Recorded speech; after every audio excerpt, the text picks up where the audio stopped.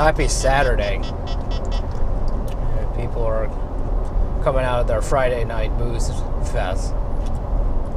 But, yeah, what an intro that is.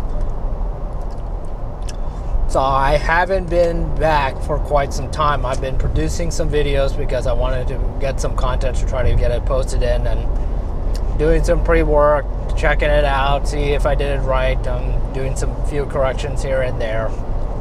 Trying to get something out there so that I could try to keep things going. I'm not going after subscribers anymore, unfortunately.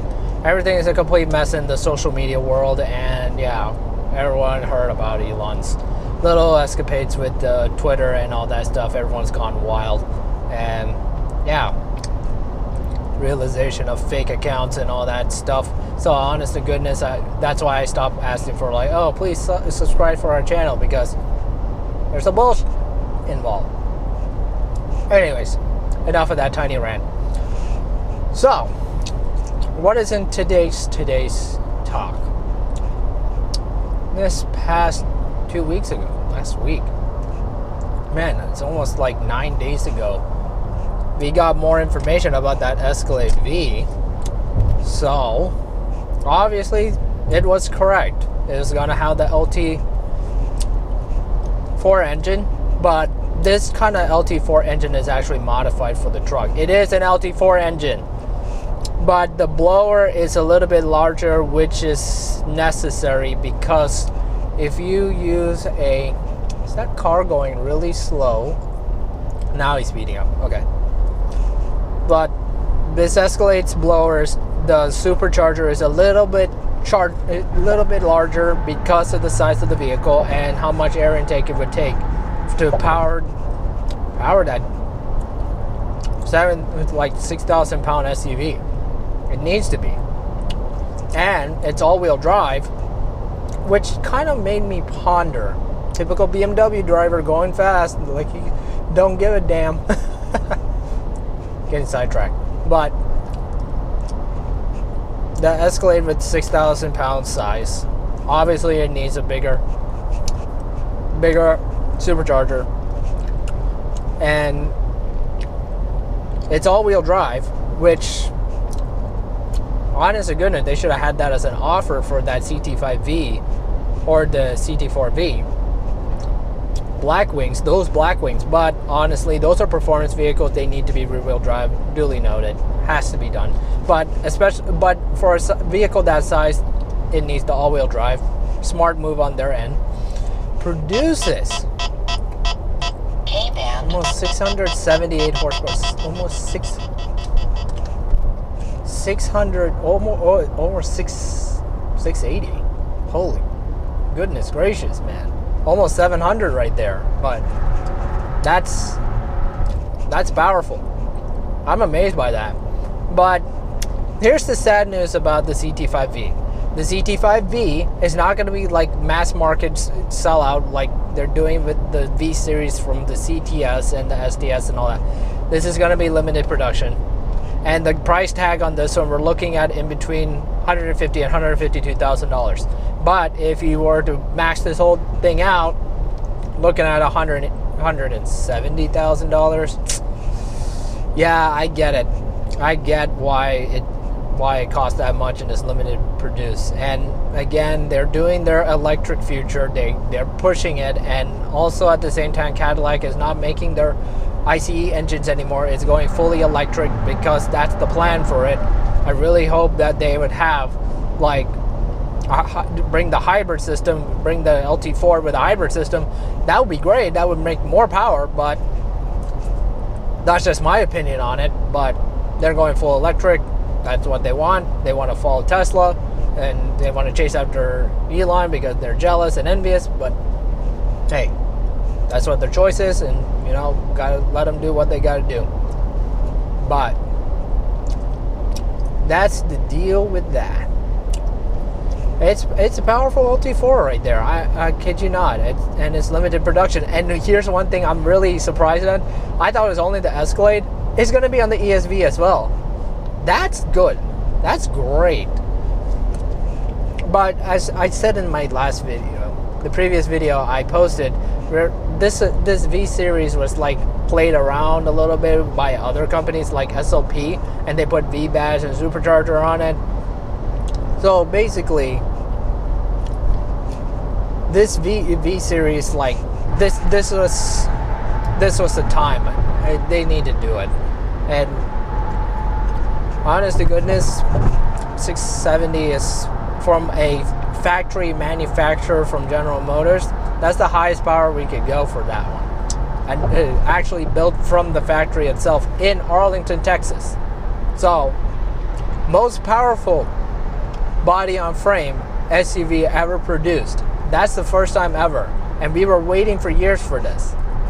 So I'm happy for them. It needed to be done. But to me personally, $150,000 price tag on it, a little out of my league. It'd be nice to have one. I'm driving the Platinum right now, the ESV Platinum. This is a 13.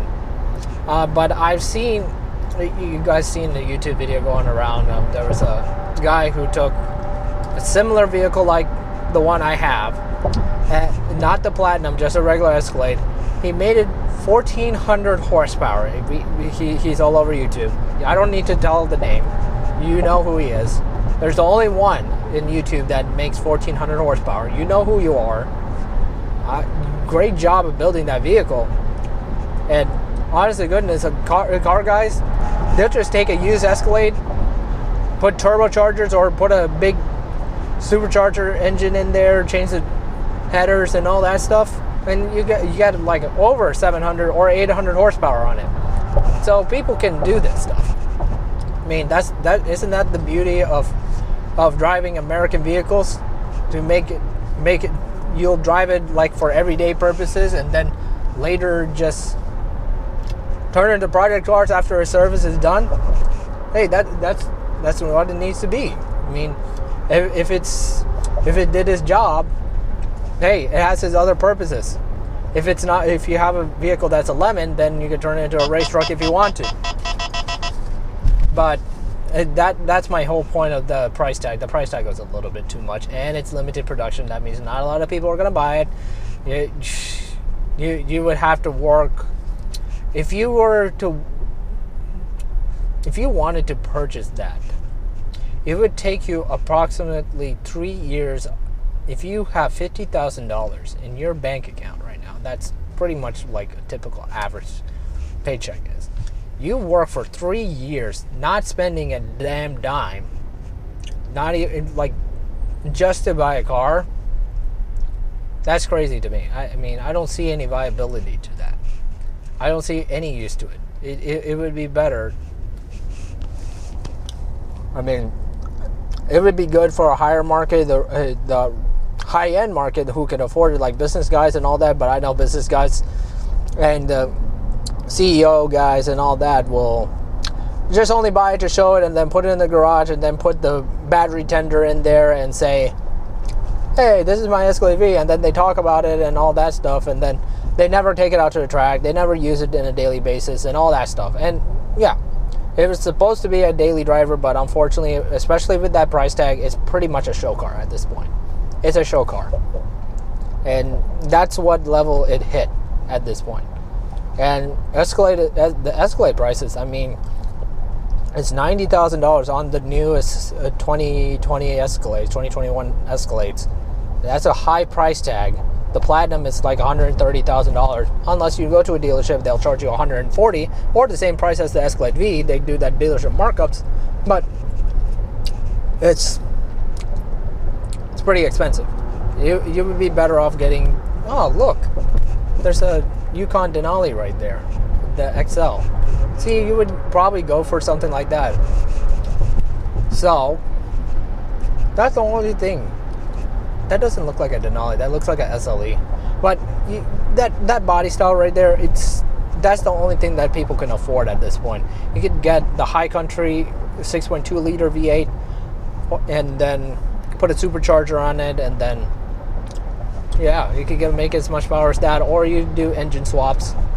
I mean, Chevrolet and GM Performance has their way of selling the crate engines. And you can go to their website. Oh yeah, that's a Yukon SLT. Yeah, I thought it was Denali. They look the same, but it's an SLT. But back to the point. The crate engines, you could just buy the LT4 crate engine and then do an engine swap that way. I mean, it's fun to do engine swaps. I mean, isn't that the fun of being a car guy and actually learning how to fix the truck and then build it the way you want? That's the whole point. That's the joy of driving American vehicles or any kind of vehicle. You could drive a Honda and then you just do a LS swap on it, or get a Subaru and do a LS swap on it. I mean, that's the beauty of becoming car guys and all that, but you can't do that with an electric car. Electric car, you have one way to do it. You can't LS swap nothing. You could just only change your electric motor and that's it. It's one mode. No transmission, no opening the transmission and see all those gears and the solenoids and all that stuff. There's no fun into making it. And plus, on top of that, they have all this encryption and computer stuff in there that prevents hacking and all cybersecurity stuff. That's the reason why it's becoming more difficult to try to fix cars in modern day, because of those computer chips and the hacking situation. I wish there was another way in the program that it would allow the ability to be able to tune your vehicle into those performance specs to race modes and all that stuff, but that's an unforeseeable future. Unfortunately, we live in a period of people being bad people. Naughty people. Yeah, I'm very opinionated, but yeah, it is what it is.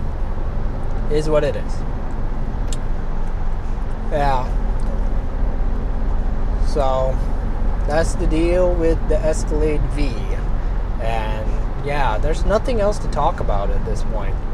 So, I'll see you guys later. If there's any news, we'll go do an overview on that Escalade V. This is like this first stage talking about it and giving you a heads up what's going on, checking in with you guys. I mean, hey, it's life. Things are crazy in this world.